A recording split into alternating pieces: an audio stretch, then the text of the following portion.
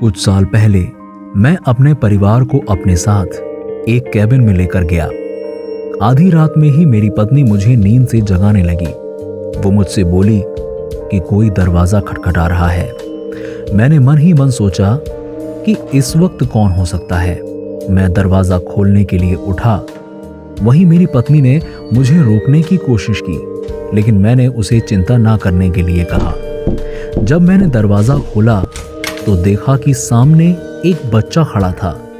मैंने उससे पूछा, क्या काम है? वो तुरंत दौड़ने लग गया और मैंने उसका पीछा किया। वो काफी दौड़ने के बाद गिर गया और मैंने उसे उठाकर पूछा, तुम इतनी रात को हमारा दरवाजा क्यों खटखटा रहे थे? बच्चा बोला, क्योंकि मेरे अंकल ने मुझे ऐसा करने को कहा था। मैंने पूछा, क्या? क्यों?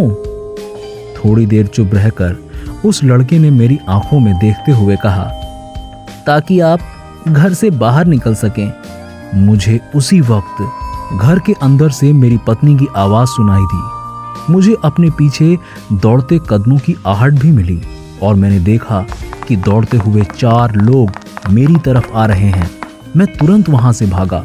मैंने देखा कि हाथ में बैट लिए हुए मेरी पत्नी घर के बाहर आ रही थी। मैंने उसे वापस अंदर जाकर पुलिस को फोन करने के लिए कहा। वो चारों आदमी अब भी मुझसे थोड़ी ही दूरी पर थे।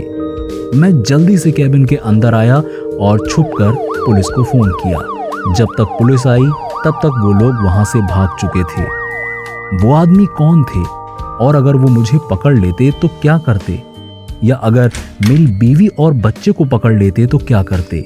उस रात के बाद हम कभी भी उस कैबिन में नहीं गए।